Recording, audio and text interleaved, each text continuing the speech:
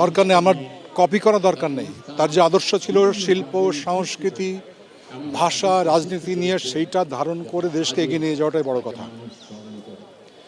সেটাই কিন্তু তাহলে মানুষকে দেশের জন্য কিছু করা হবে। যেটা বলছিলাম যে এই শহীদ মিনার মোস্তফা মনোয়ারের কথা বলবেন, এর পিছনে লাল পতাকা তার ডিজাইন করা, এই যে লাল সূর্যটা, যেটা এটা কোন দায় থেকে উনি করেছিলেন? এটা ভালোবাসার দায়, দেশের প্রতি, ভাষার প্রতি, যারা জীবন দিয়েছে তাদের প্রতি ভালোবাসার দায়।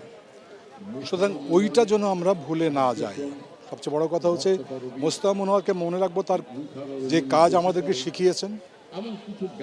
শিল্পের যে বহুদা জায়গা আছে, উনি নৃত্যকলা নিয়ে কাজ করেছেন, উনি উনি গান নিয়ে কাজ করেছেন। আমরা যখন টেকনিক্যাল ডিরেক্টর হিসেবে কাজ করেছি, আমরা বিদেশেও গিয়েছি, ওখানে কিন্তু রাষ্ট্রীয় অনুষ্ঠান হয়েছে, সেখানে বিভিন্ন রাষ্ট্রের গান আমাদের শিল্পীরা তুলেছে। গান নিয়ে তো কোনো বিরোধ নেই। আমরা হয়তো সেনেগালের কোনো গান গাওয়া হচ্ছে অনুষ্ঠানে, বা তুরস্কের কোনো গান গাওয়া হচ্ছে। একটা মানুষ যদি উদার না হয়, তাহলে সে শিল্পকে, জীবনকে চিনতে পারবে না। মোস্তফা মনোয়ার ছিলেন ওই রকম মানুষ ছিলেন, চারিদিকে মুক্ত। একটা কথা সেদিন করছিলাম, খুব চমৎকার কথা, লুৎফর রহমান রিটার্ন বোধহয় লিখেছেন একটা, সেটা হচ্ছে যে রবীন্দ্রসঙ্গীতকে তখন কোনো একটা, এখানে কোনো ব্যান্ড বা কেউ একটা এরকম অন্যরকমভাবে পরিবেশন করেছে। এটা নিয়ে খুব প্রতিবাদ হলো যে এটা খুব বিকৃত করা। হ্যাঁ, রবীন্দ্রসঙ্গীত নিজ নিয়ে চলবে, ঠিক আছে। উনি বললেন যে রবীন্দ্রনাথ এত পাহাড়ের মতো বিশাল যে সেখান থেকে যদি এক খামচা কেউ মাটি নেয়, তাতে রবীন্দ্রনাথ কিছু যাবে আসবে না। কিন্তু ওই যে ভাষাটা এবং রবীন্দ্রসঙ্গীত, তো রবীন্দ্রনাথের কথাই তো বলছে সে। প্রথম শিক্ষা হয়েছিল চিত্রকলায়। তিনি কলকাতায় পড়তে গিয়েছিলেন সায়েন্স, এবং সৈয়দ মুস্তফা আলী তার আঁকা দেখে বলেছেন, ওকে এই কেন জীবনটা নষ্ট করছে বিজ্ঞান পড়ে। তিনি নিয়ে গেলেন আর্ট কলেজে, কলকাতা আর্ট কলেজে পড়া শেষ করলেন এবং প্রথম শ্রেণীতে প্রথম স্থান অধিকার করেছেন। জল রঙের ক্ষেত্রে তার আঁকার জুড়ি কেউ ছিল না, এবং পরবর্তীকালে কিছুদিন চারুকলা শিক্ষকতা করার পরে ঢাকা টেলিভিশনে যোগ দিলেন।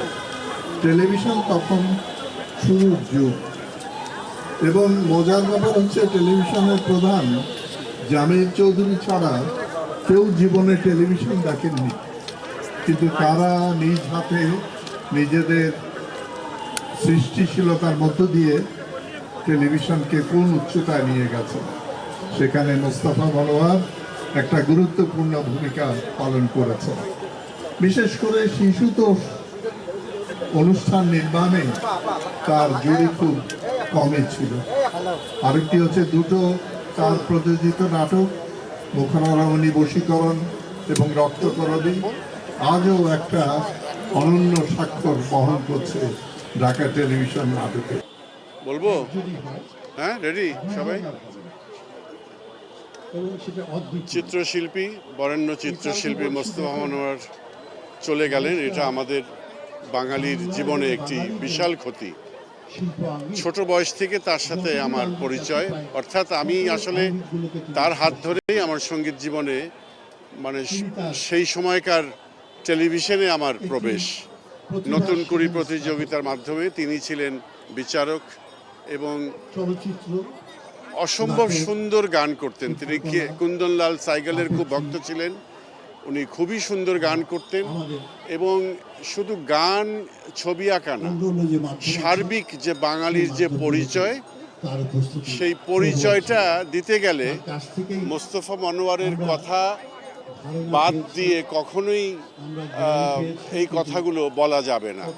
কারণ সেই মুক্তিযুদ্ধের সময় থেকে শুরু করে এই পর্যন্ত তার এই বিশাল কর্মজীবনে তিনি যে কতটা আমাদেরকে কি বলবো না গতকাল তিনি শেষ নিঃশ্বাস ত্যাগ করেছেন। আজকে চলে যাচ্ছেন, আমি বাংলাদেশের মানুষের পক্ষে শিল্পী মুস্তফা মনোয়ার যারা আমাদের তার এই দীর্ঘ 90 বছরের জীবনে তার সাথে হাজার হাজার আমরা শিল্পী, কলাকুশলী, জন্মভূমি গণমাধ্যমের লক্ষ লক্ষ মানুষ তার সঙ্গে যুক্ত ছিলেন। জেলার তাদের সবাই আজকে থানার শোক বিধুর সময় তারা পার কবি করছেন। গোলাম মোস্তফার আমি এই শিল্পীর মৃত্যুতে আমাদের গভীর শোক জানাই। গুরুত্বপূর্ণ হচ্ছে যে তিনি বলতে পারেন যে আমাদের এখানে চিত্রশিল্প থেকে শুরু করে আমাদের শিল্পের প্রায় অনেকগুলো মাধ্যমে গত 7 দশক ধরে তিনি প্রায় নেতৃত্বদায়ী ভূমিকা তিনি পালন করেন এবং তিনি ভাষা আন্দোলনেও তিনি অংশ নিয়েছিলেন। ভাষা আন্দোলনে তিনি ছবি আঁকার অপরাধে ভাষা আন্দোলনের সময় তাকে জেলখানায় তাকে যেতে হয়েছিল। আমাদের মুক্তিযুদ্ধের আগের যে 21-22 বছর, পরবর্তী 55 বছরে বলতে পারেন তিনি আমাদের একটা প্রগতিশীল, গণতান্ত্রিক, অসাম্প্রদায়িক, মানবিক যে সংস্কৃতি, আমাদের বহুত্ববাদী যে সংস্কৃতি, এই গুণী মানুষ মুস্তফা মনোয়ার তিনি সেখানে গুরুত্বপূর্ণ ভূমিকা পালন করেন। তার ছত্রছায়ায় হাজার হাজার শিল্পীরা তারা তৈরি হয়েছেন, চিত্রশিল্পী তৈরি হয়েছেন, টেলিভিশনের নানা শিল্পী, নানা অভিনয় শিল্পী তৈরি হয়েছেন। আমাদের এখানে পাপেট শিল্পকে বলতে পারেন তিনি এটা উচ্চ মাত্রায় নিয়ে গেছেন এবং এই পাপেট শিল্প এটা লক্ষ লক্ষ শিশু তরুণদেরকে একটা মানবিক জীবনযাপনের জন্য, অন্য মানুষের প্রতি কি আচরণ করবে, একটা দেশপ্রেম জাগিয়ে তোলা, মানবিকতা জাগিয়ে তুলবার ক্ষেত্রে তার এই পাপড় শিল্পের পথিকৃৎ হিসেবে তিনি গুরুত্বপূর্ণ ভূমিকা পালন করেন। এই মানুষের মোস্তফা মনোয়ারের শূন্যতা সহজে পূরণ হবার নয়, কিন্তু আমি চাইবো যে তিনি হয়তো আজকে নাই। ব্যক্তি মানুষের পক্ষে উত্তরাধিকারকে বহন করে নিয়ে যাওয়াটা কঠিন।